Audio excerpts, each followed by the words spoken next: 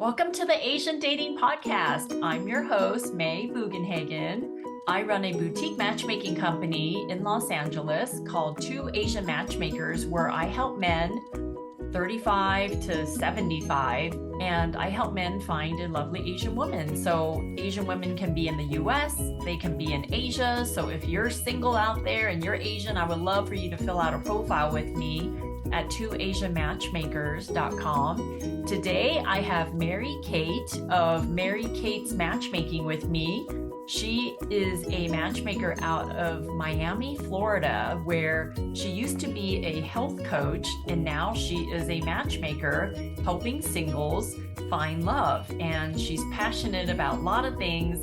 Welcome to the show, MaryKate. I'm gonna let you introduce yourself a little bit. I will put all of her bio and information in the show notes. So welcome, MaryKate. How are you?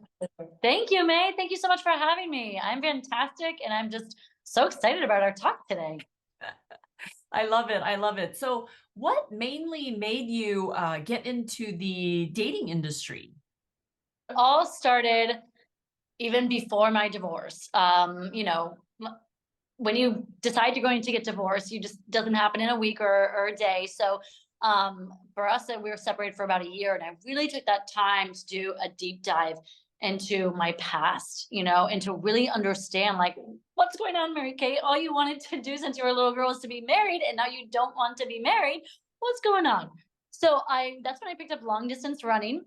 And I took that time to really reflect alongside meditation as well, but to really understand not only myself, on what are the qualities that I individually require, in a partner. And also what are the qualities I just can't stand, So really, analyzing, my ex-husband, really understanding myself, my quirks, owning my role in these past breakups, of course. And so then, when I got divorced, I really then applied that to like what I call a dating system. And so I took in combination of like my past, took in combination of who I am as a partner, and what I'm looking for, not only today, but 5 years from now, what does that vision of a relationship look like? And so I put it to the test. Yes, I went out on all the dating apps.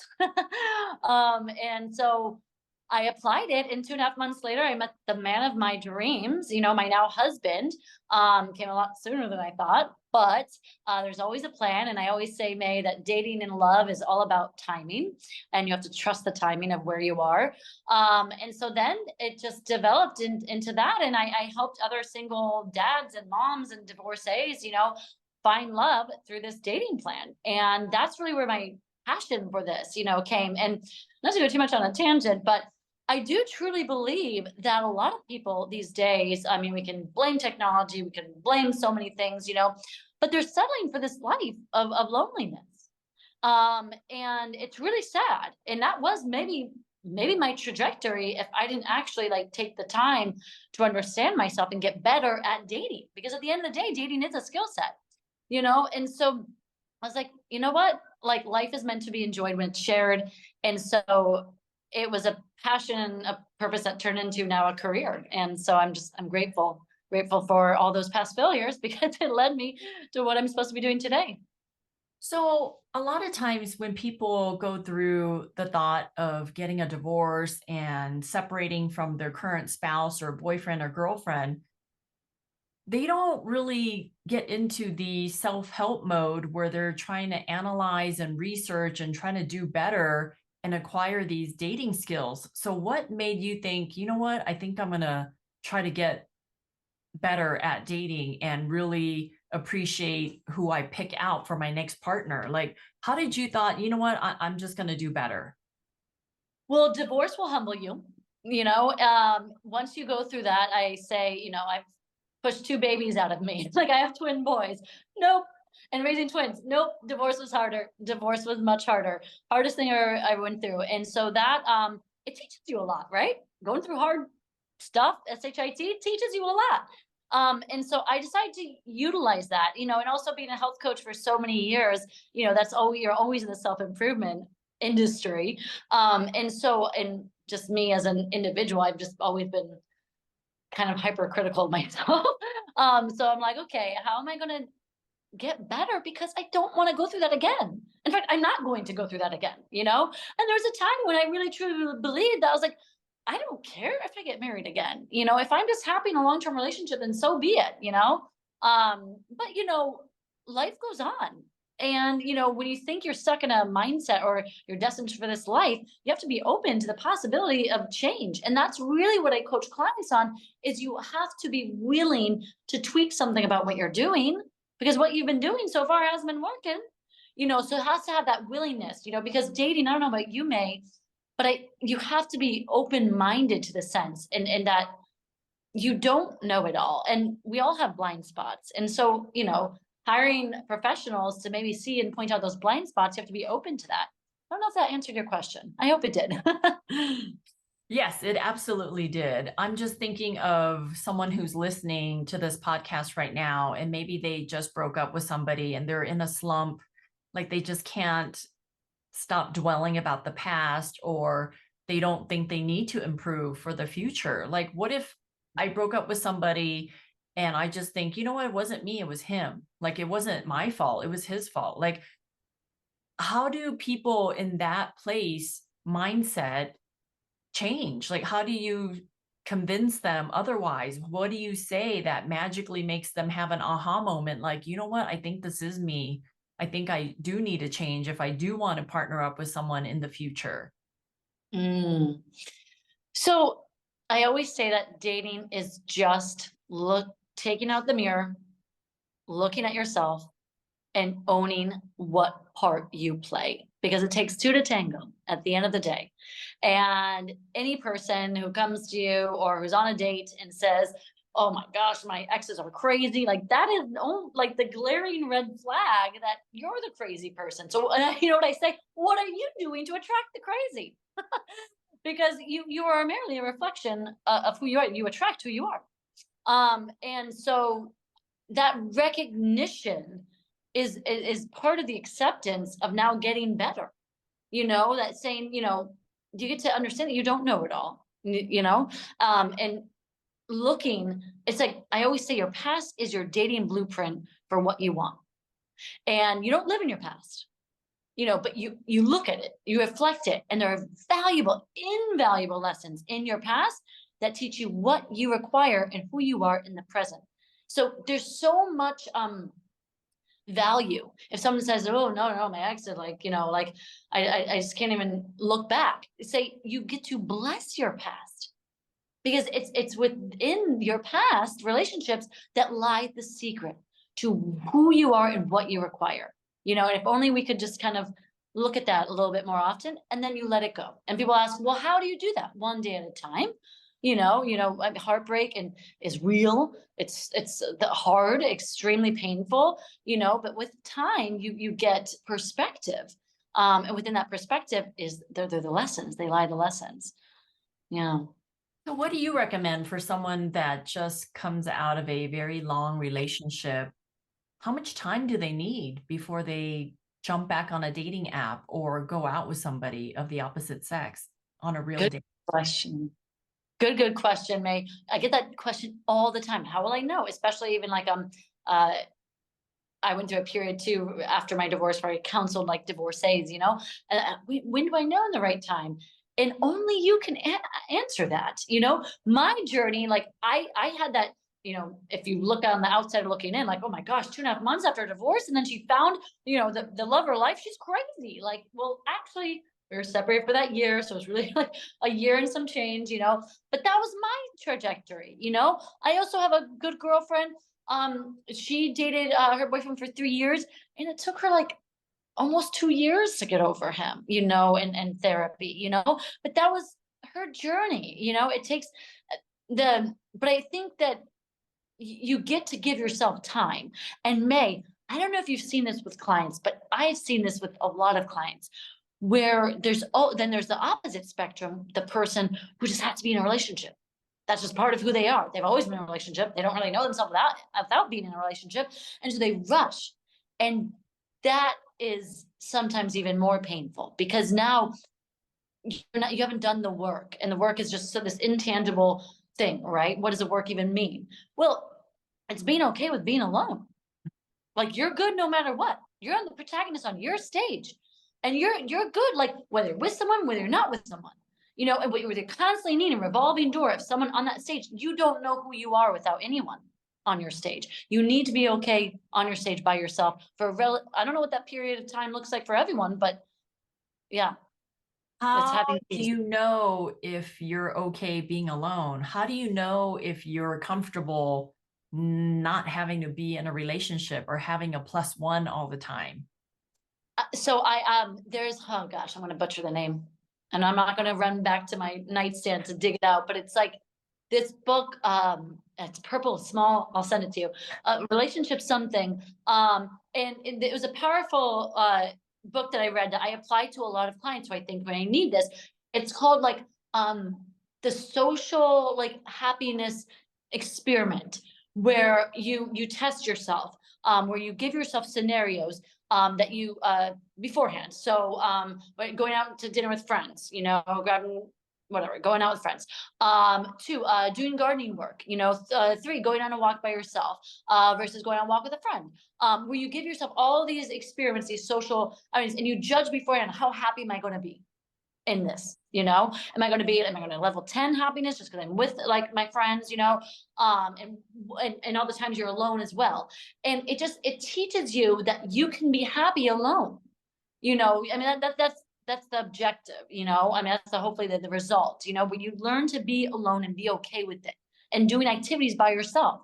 And that's necessary because a lot of times, especially a client I'm working with right now, even though her divorce was a year and a half ago, she took the first year to do massive speed dating, like did all the time dates, and then she's like, okay, well, I'm not attracting the right people, so maybe I need to hire a matchmaker now.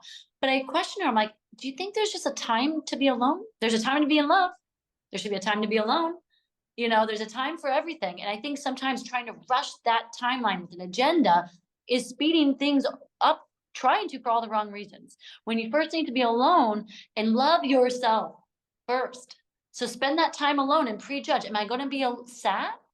We're going to be doing something where I can get to really just enjoy this activity for what it is, gardening for what it is, not trying to rush it in my mind. I have to be with someone, like, gosh, I'm so grateful. I'm out in nature. I'm listening to the birds.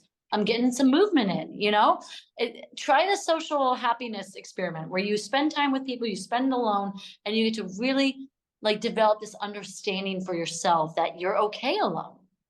So when you were alone, were you okay going to the movies alone or dinner alone or lunch alone, going to the library by yourself, going, I don't know, to a Yeah. museum, I that used to kind of take stuff? myself on dates. Yeah. I used to take myself on dates, like, because, and granted, please mind you, like, I go from having a week with my kids where it's like all the time. I mean, I love my kids to death, but they're, and God bless them in this way. They're severely ADHD. So it's on, energy, and then like from going to this week of like, I get to have some quiet, I get to have some peace, I get to take a bubble bath, and I would go on dates. I'd do little happy hour dates, but I would still go out to strengthen that like confidence backbone that I can do it by myself.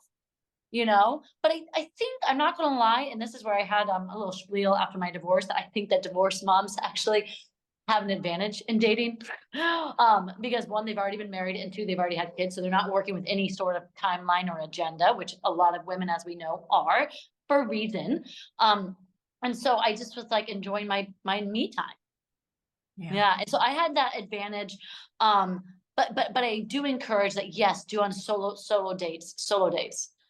Yeah. So what are your pillars on helping people navigate their dating journey and their dating life? Sure. So as I mentioned, one of the biggest one is you do the deep dive in your past. Again, you don't live there, but you don't put it in a closet and close the door. You really make friends with it, make peace with it.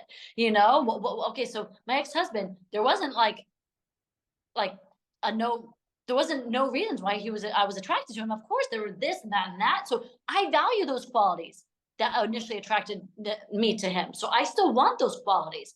Okay, then I had a marriage with him. what are the qualities that I learned about him throughout the years that I'm like, cannot be with someone like that. Pinpointing, getting very clear on those qualities. I can't do it. They're deal breakers for me, you know? So knowing and understanding that, then knowing and understanding myself, you know, what are my quirks? What are my virtues, my flaws? You know, what do I bring to the table? Because like everyone's like, what am I going to get? No, what am I giving? What do I bring to my future relationship? So getting clear on that. So really like identifying now this ideal target. I always say the clearer the target is, the easier it is to hit, you know, because a lot of times people come to me and maybe they come to you, potential clients, maybe where they're like, I just want someone who's like trustworthy, you know, comes from like a family that they're well off, or like their parents aren't divorced, but it's like very vague. It's very vague. They don't really know why they want these qualities, you know? And you have to understand why you want certain qualities, or else you're going to be doing the same rodeo. So then, and then your future. What do you want your relationship to look like down the road? You know, how important is going on vacation together? How important is, you know, spending time with kids if you guys have kids, you know? How and spending time with family, extended family, you know? Maybe you are, you know, you are super tight with your parents and like, you know, you make initiative to see them as many times as you can throughout the year, and they don't share that value, you know? That's fundamental. So in this, like the pillars, it's really three things. It's values, you know, your value systems, they have to align. It's really, really tough to build a relationship with someone if you don't respect their values. They don't have to be 100%, but they need to be majority aligned. Two, similar interests and personality traits. You know, if you're a homebody and someone likes to go out on all the weekends, how are you going to spend quality time together? You know, that's necessary for a relationship. And then three, like I just said, vision for the future. What do you both want? Do you both have the same goals? Yeah. So what are some major deal breakers that your clients have mentioned, or that you've realized that, yeah, these are big deal breakers that you should not compromise on? Yeah. Yeah. And some of them may be obvious. You know, someone wants kids and someone doesn't want kids. That's a huge one. You won't change, you know, on that. And you shouldn't, you know, that's life. Politics. You know, if someone's a big Trumpster and someone's a hardcore liberal, it's really tough to see the world the same way. You know, and like I said, it's really tough to respect that person. So those are those fundamental things. You know, if someone is super, super religious, since that's a lifestyle. That is a lifestyle. And so again, building this future with someone, you want them to share the same lifestyle. Gosh, you know, like your relationship with money, you know, that, let's be honest, May, right? That is the number one reason why couples get divorced, or break up: money. And so if you're not sharing similar viewpoints and have, again, it's not going to be exact and that's not the goal. But if you don't have similar tendencies when it comes to saving and spending, or at least have similar goals, that's going to be a lot of future arguments down the road. So yeah, you want to get What if you're like in your early 20s or early 30s and you really don't know? I mean, I feel like politics only came out as such a strong deal breaker for a lot of people since Trump has been in the office. But before, I remember growing up, I was liberal, and then I was conservative, and then I was liberal again, and then now I'm conservative. So how do you know if those things will align with your partner? good question. And that is why I double down, and I can't emphasize enough that you have to know yourself. You really, truly do. What do I stand for? And I'm going to be honest, May, most 18, 25-year-olds don't know. That's Right. okay. That's okay. Big fan of the slow burn. Big fan of the slow burn. You know, so take your time, because you also learn a lot about yourself through the reflection of others. You know, so take your time. Like I got married really young. I didn't know. Like I remember getting married, May, and then I remember shortly after, you know, God had a plan. 1 year later, was us with How twins. young were you when you got married? 25, then pregnant at 25. 26. Yeah. 25, got pregnant at 26. Yeah. So do you suggest that people don't get married that young? Like, would you suggest your twins get married that young, or no? I again, I'm only going to base off of personal experience, but I will have questions if they say at 25 they want to marry someone. I'll have questions for them. You Mhm. know, I will. You know, why do you think getting married at 25 now versus 28, 29, enjoying this time together, having this still committed relationship, yeah, what's the difference? What would be the difference? And in hindsight, I'll be honest, in our situation, it was either getting married or, going back to the country, going back to the United States. So papers definitely played a role in that. As much as we don't like to focus on the time, but that was a big reason. But yeah, you get to know yourself really well going through hard things. So the more challenges that you face and embrace, at these ages and not steer away from, you're going to really get to know yourself very, very well.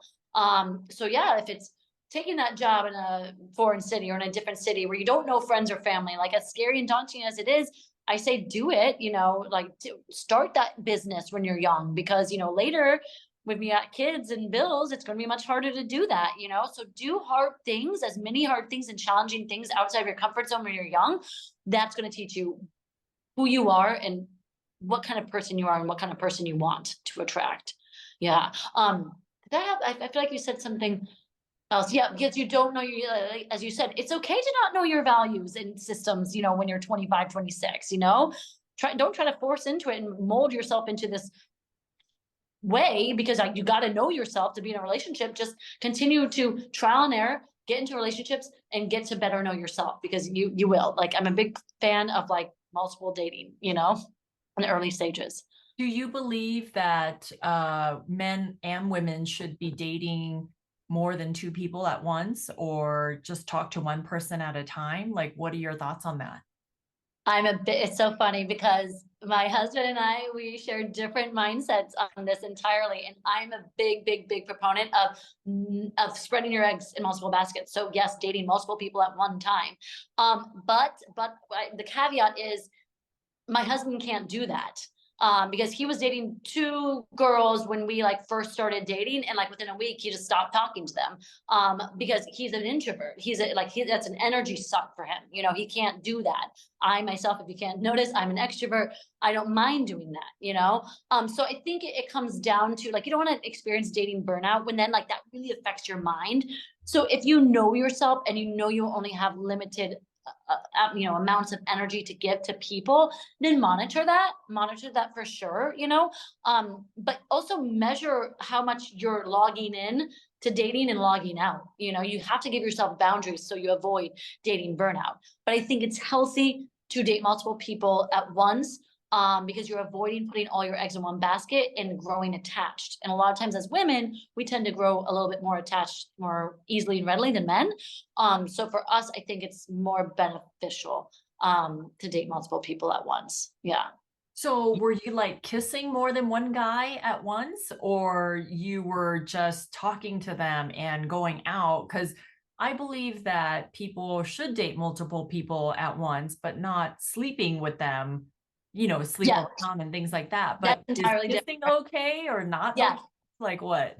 And it comes down to your self-awareness. Yeah. Again, very few, I'll just talk about women because it takes one to know one. Very few women can, with safely, sleep around without getting heavily attached. If you know that you have that capability, you're not hurting or harming anyone. And if people ask you, are you dating other people? You of course say yes.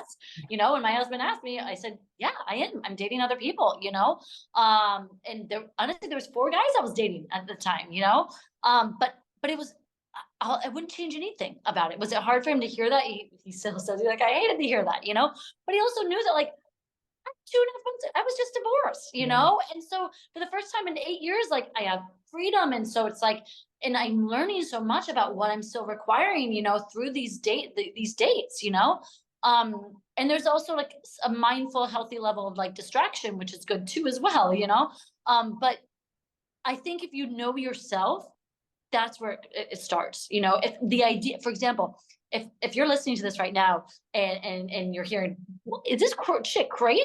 I can't imagine dating multiple people at once. It's hard not to just date one. Then stick to one. Right. Dating shouldn't be hard. It should be fun. So do that. That's what works for you. But if you're ooh, I've thought about it, but I'm thinking, oh, am I going to hurt someone's feelings? You're not going to hurt anyone's feelings when you're upfront and honest. In fact, everyone should assume that you're dating multiple people until you become official. I agree. I agree. That's really good tip. Now, talk to me about communication between men and women. Like when you were dating, was it hard for you to communicate with men properly? And did you get any mixed signals from men when you were dating? Like, talk to me about that. Good question. So I will say, I will talk about what it was like back then, and I will also talk about like how the dating game has changed dramatically since then. Thank you, COVID. But going back to then, I found that I wanted to get on the phone call before the date. I find there's a lot of miscommunication with texting, whether it be humor or sarcasm or what do they mean by that, and it's hard to read. And also someone can be an amazing texter and then show up on the date and be like a total blah, so I'm a big believer, not only for your safety but for everyone's time, to qualify them for the date. So get on that 5-minute phone call, FaceTime, and qualify this person for your time. I always say, in order to even initiate the conversation, there's got to be something about their profile that says, yep, they fit one of my non-negotiables. Whether it be, I don't know, their career. You want someone ambitious. I can tell already he does this. He checks he's ambitious. I like that, or like he's funny in his like little prompts. I love a funny guy. Great. Like there's gotta be something, and then on the phone call, how is the communication flowing? Are they giving energy just as much as you're giving energy?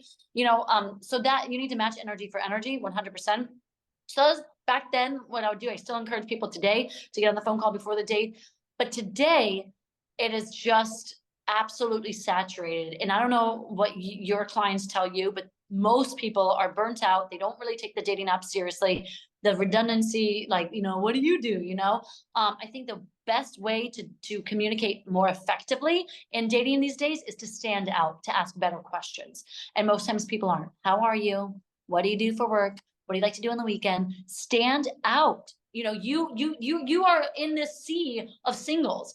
And unless you are a 10 out of 10 with your hot body, you got to be able to stand out, and you can do that with your communication. So, what kind of questions should they be asking on a dating app? So going off of their bio, like first start, I mean, you can pull a random question. I'm a big proponent of that too. But if you're like most people and you don't have, like these great communication skills, then go immediately off their bio. Hey, I see you're a lawyer. What inspired you to become a lawyer? What was it? Hey, I see you like to travel. So what's been your favorite trip in 2024 so far? And if like, by the way, if they say they like to travel and they're like, well, I haven't gone anywhere in 2024 yet. Well, then you don't really like to travel. Like that's not really that big of a hobby, but anyways. Or, you see some photo that catches your eye, like, oh my gosh, that looks super challenging. Like that mountain, is that something like you regularly do? Like, are you super outdoorsy? Or, they'll say what they value in their bio, like I value open and honest communication.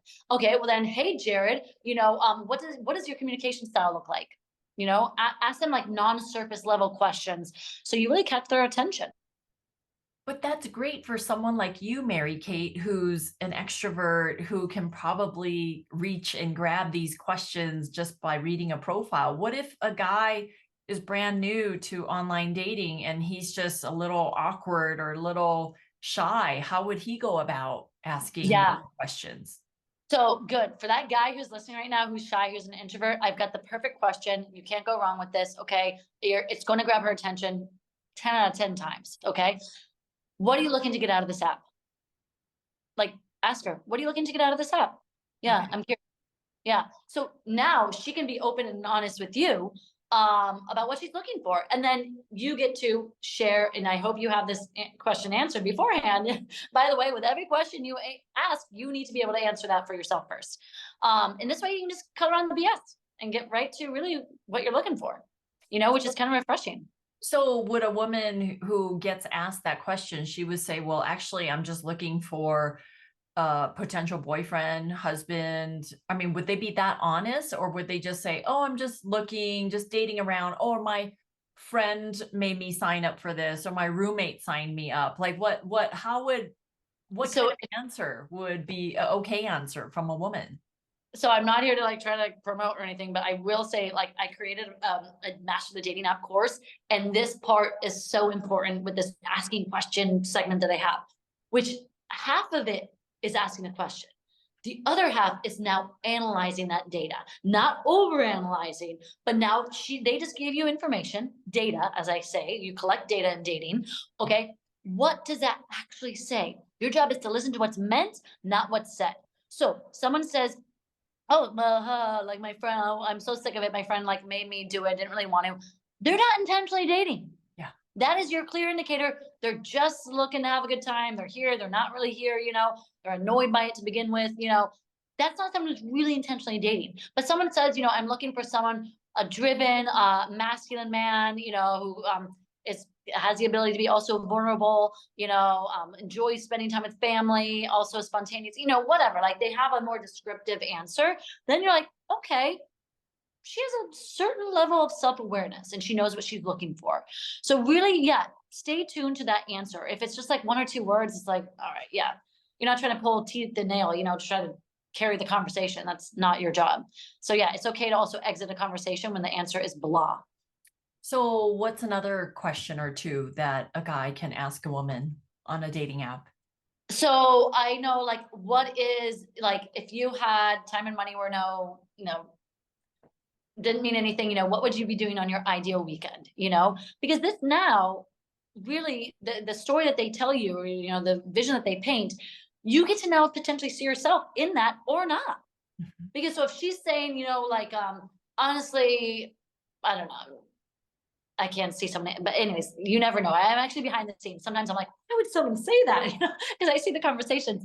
But if it's like, oh wow, just like my ideal weekend is like vegging out, doing nothing, maybe Netflixing, ordering in, and you're like, my ideal weekend is like going scuba diving in the Keys and like doing this and that and being active. Then you're like, okay, great. Well, good luck. I don't think we really vibe. Nothing's wrong with that, guys. Please be transparent with the other people. Karma comes around. If you're not vibing, like, then okay, I don't think we're really aligned, but best of luck. Great, best of luck. So yeah, the ideal weekend one is good because again, that's going to show their personality trait and their hobbies and interests, and you can see yourself or not see yourself in what they like to do. Another one is like, I don't know, this one can sometimes be deep, but like, where do you see yourself in 5 years? Where do you see yourself in 5 years? Again, tapping into that vision part about the pillar we talked about. So there's just like subtle, I know if anyone honestly follow me, inbox me template, I'll be happy to set you up with like my 25 question template that I give my clients and give out to anyone who's interested, because it's really good to have your toolbox filled with your questions ready to go.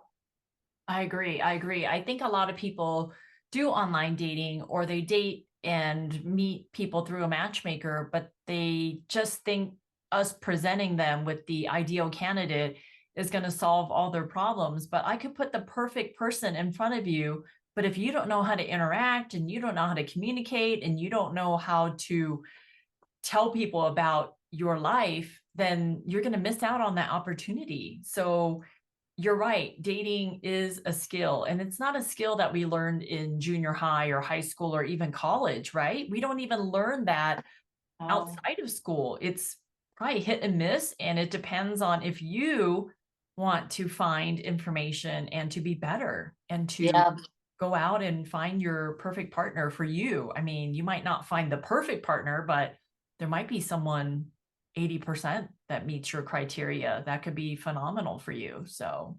100%, I always say dating is just a self-development journey. It's just getting better at being you so you can attract the best person. Yeah. Well, before I let you go, MaryKate, tell me about your business. What's your ideal candidate? What's your ideal client?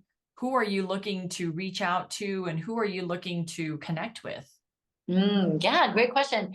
So I do work with men and women, predominantly men. That usually is my niche. Anywhere from late 30s to 60s, and predominantly in Florida. But I do have people all the time nationally joining my database. So I'm grateful for that. And that is great because then they get included on the virtual speed dating events that I host. So I host a lot of virtual speed dating events that are really, really fun. They're like a party, but like they're really for singles who are intentional about dating. It's not for the people who just want to have mundane conversations. Stay on the dating apps for that. No, I'm kidding. But yeah, they're really, really fun. And we've produced a couple couples. So happy for that. I do a lot of in-person events. And really my database is for everyone, anywhere from 21 up until, the 70s. Anyone who's serious about looking for love, it's free, it's private. I invite you to join, and join all the databases you can. You never know who you'll match with. You never know. You never know. Now, before I let you go, MaryKate, what is one dating tip that you can give to the audience that could be as small as whatever you think it is, or a big aha moment that you've learned that you think, man, I wish I would have known this sooner or learned this sooner? What would that Yeah, be? that's a good question. Let's see. There's so many. But I will always say that your greatest asset in your dating toolbox is your self-confidence. That introduces you before you even open up your mouth. It truly does. And so how do you build that backbone, that mental confidence muscle? And you do it by just getting better at getting more assertive about who you are, getting really clear on what you require in a relationship, so also getting very, very clear, with respect and with energy, what you bring to the table, and also, if you can, try not to take dating so seriously. When you're dating with attachment, it takes the fun, it sucks the fun out of dating, and it's not fun for the other person.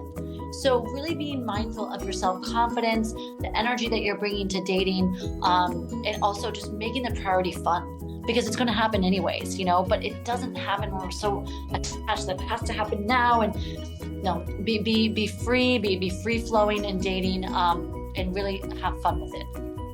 I love it. I love it. Well, MaryKate, thank you so much for spending time with me today on the Asian Dating Podcast.